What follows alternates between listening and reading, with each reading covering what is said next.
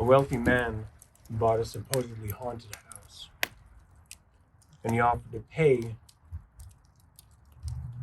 anyone who could spend the night, a full night, $1,000. So this young man rose to the task. He said that he wasn't afraid of ghosts, he wasn't afraid of men, he wasn't afraid of anything. As long as he could bring his dog with him, then he was okay spending the night.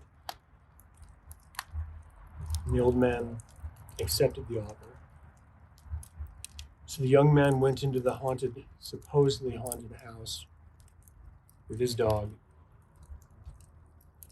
He rolled out his sleeping bag and he sat down and he thought, if I just lit a fire, it would chase away any shadows and it would make this a much more pleasant experience. So he lit a fire and it ended up casting deeper, darker, longer shadows across the room of this old, worn-down mansion. But it didn't bother the old man because he had his dog. And then, in the distance, faintly, he heard, "He died, don't you walk?"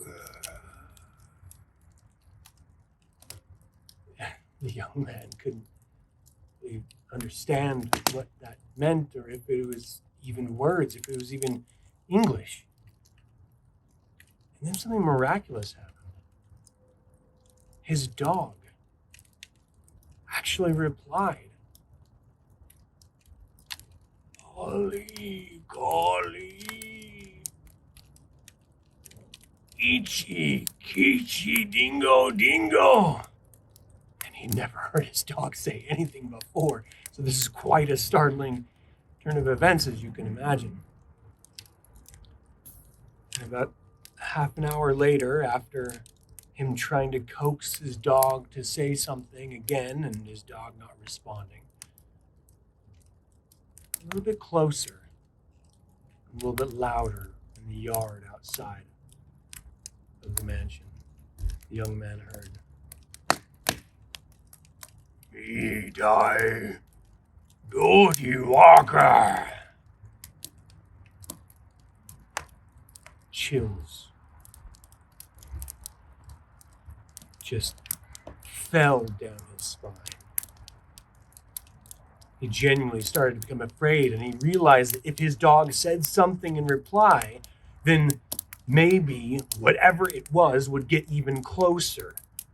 And so he tried to silence his dog, tried to hold his muzzle, but his dog was having none of it, and he struck his way free and replied, "Lynchy, Kinchy, Golly Molly, Dingo, Dingo." And the boy was terrified. How could his dog even speak at all? But more importantly, now that he replied like he did the first time, certainly the thing outside would find its way inside. Minutes passed and nothing happened. He wasn't worried until he heard it at the back porch. "He died, Gozy Walker."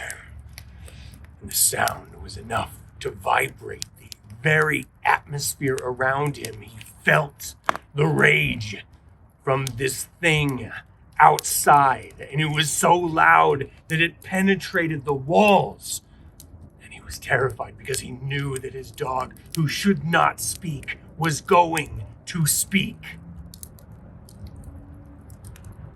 "Ichi, Kichi, Golly Molly, Dingo, Dingo." And he tried to stop his dog from speaking. And he tried to hold his dog down with all of his might, but it didn't matter. His dog was possessed by some otherworldly power. And then they heard walking on the roof.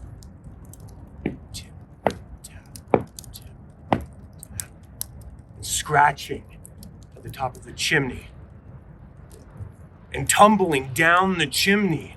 And out of the chimney spilled this severed head that missed the fire that was lit and rolled over and looked at the dog, and the dog stared at it and in fright fell down and died instantly.